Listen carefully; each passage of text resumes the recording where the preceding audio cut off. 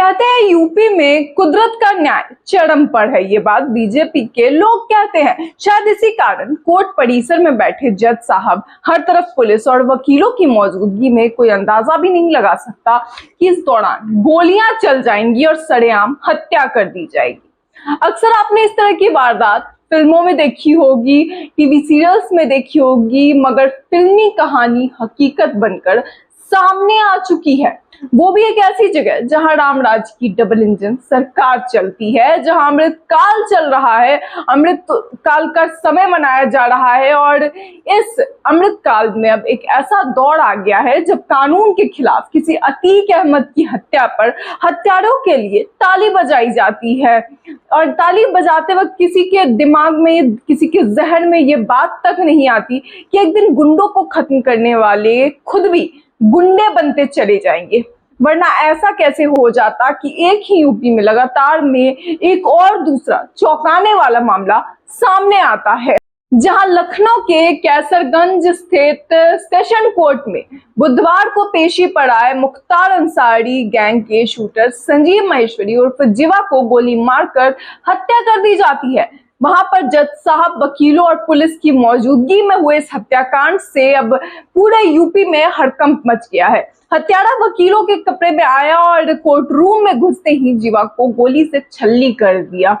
इससे पहले भी वकील के कपड़ों में आकर गोली मारने वाला एक कांड सामने आया था और अभी फिर अचानक से ये जीवा की अभिरक्षा में तैनात 3 पुलिसकर्मी भी गोली लगने से घायल हो गए। पेशी पर आई एक महिला और उसकी 1.5 साल की बच्ची को भी गोली लग गई। पुलिस ने घायलों को बलरामपुर हॉस्पिटल भेजा। वहां डॉक्टरों ने जीवा को मृत घोषित कर दिया, जबकि बच्ची को ट्रॉमा सेंटर भेज दिया गया। वारदात के बाद वकीलों ने हत्यारे को दबोच लिया और पिटाई के बाद वजीरगंज पुलिस के हवाले कर दिया। हत्यारे की पहचान जौनपुर के केराकत स्थित सड़की गांव निवासी आनंद यादव उर्फ विजय के रूप में हुई है। पुलिस इससे पूछताछ कर रही है। दोस्तों, आपको बता दूं कि गैंगस्टर संजीव जीवा को बाहुबली मुख्तार अंसारी का करीबी माना जाता था और वो बहुत बड़ा एक शूटर भी था। संजीव मुख्तार अंसारी का शार्प शूटर था। संजीव के खिलाफ हत्या के कई केस भी दर्ज थे, मगर ये तो खुद उसने भी नहीं सोचा होगा कि उसे एक दिन कोर्ट परिसर में सरेआम पुलिस की कस्टडी में गोली मारकर उसकी हत्या कर दी जाएगी, उसे भून दिया जाएगा गोलियों से। जानकारी के मुताबिक जैसे ही पेशी के लिए संजीव को की बारी आई तो उसे जज के सामने ले जाया गया। ले जाने जब लोग लगे, पुलिस उसे जब ले जाने लगी, तभी उस पर पीछे से हमला कर दिया गया। ताबड़तोड़ गोलियां मार दी गई। कोर्ट परिसर में गोलियां चलने से हर कोई सकते में आ गया कि भाई ये क्या हो गया, और वहां हड़कंप मच गया। कोई कुछ समझ पाता उससे पहले ही शूटर ने संजीव जीवा की हत्या कर दी। बताया जा रहा है कि कोर्ट परिसर में जज साहब भी अपनी कुर्सी पर बैठे हुए थे। वह पेशी पर आए कैदियों की सुनवाई कर रहे थे, मगर जैसे ही कोर्ट रूम परिसर में संजीव को गोलियां मारी गई, जज भी अपनी मेज के नीचे जाकर छिप गए। फिर जज जैसे तैसे जज साहब किसी तरह अपने कमरे की ओर भाग सके इस गोलीबारी के बीच में। इस केस की जांच के लिए एसआईटी का गठन भी कर दिया गया है। संजीव जीवा हत्याकांड को लेकर देर रात एसआईटी की टीम जांच करने के लिए भी पहुंची थी। दोस्तों, आपको बता दूं कि एसआईटी की टीम में अयोध्या रेंज के IG Praveen Kumar, Lucknow joint commissioner of police crime Nilabja Chaudhary और एडीजी टेक्निकल मोहित अग्रवाल, ये चारों लोग शामिल हैं। ये सभी घटना स्थल पर जांच के लिए पहुंचे थे। इस मामले में एसआईटी की टीम को 1 हफ्ते में अब रिपोर्ट पेश करनी है।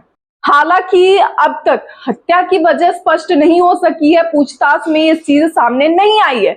दोस्तों, मामला अतीक और उसके भाई के मामले से काफी मिलता जुलता है। अगर आप गौर से देखें तो पहले तो पुलिस कस्टडी में दोनों लोग थे, इनकी सुनवाई होने जा रही थी। वो आ रहे थे सुनवाई के बाद हॉस्पिटल से, और दोनों को ही पुलिस कस्टडी में उनकी हत्या कर दी जाती है। फिर एसआईटी की जांच। मगर एक चीज जो सबसे ज्यादा कॉमन है वो ये कि गुंडा राज को खत्म करने के लिए दूसरा गुंडा बनता जा रहा है। गुंडे को खत्म करने के नाम पर दूसरे गुंडे पैदा होते जा रहे हैं, मगर अब उन्हीं ताली बजाने वाले लोगों के मन में, उन्हीं लोगों के मन में अब डर बैठता जा रहा है।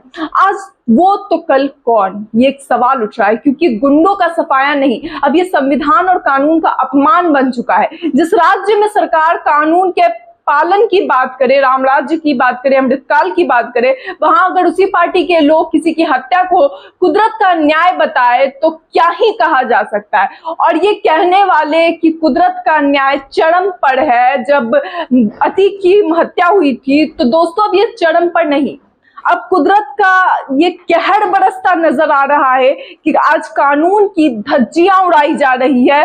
पुलिस कस्टडी में, कोर्ट परिसर में हत्या कर दी जाती है किसी की, वो भले ही एक अपराधी हो या फिर कोई एक नॉर्मल इंसान, किसी की भी हत्या कर देना किसी चीज का सॉल्यूशन नहीं हो सकता। और अब ये गुंडा राज खत्म करने के नाम पे गुंडागर्दी चल रही है।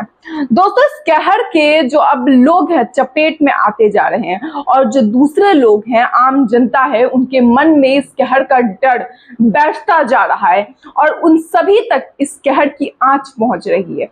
आगे इसे लेकर किस तरीके से कार्रवाई होती है और क्या यूपी की सरकार इस गुंडा राज को खत्म कर सकती है, या फिर जो लोग कहते हैं कि यूपी की सरकार खुद भी गुंडा राज पे उतर आई है, क्या वो सच है? इसे लेकर आप क्या कहेंगे? अपनी राय को कमेंट बॉक्स में जरूर बताएं। इस वीडियो में इतना ही, और आप देख रहे थे लाइव टीवी इंडिया। इस खबर को ज्यादा से ज्यादा लोगों तक शेयर करें ताकि सभी को पता चल सके कि आखिर खबर में क्या है। और ऐसी और खबरों के लिए हमारे चैनल को सब्सक्राइब करें, इस वीडियो को लाइक करें। तब तक के लिए नमस्कार।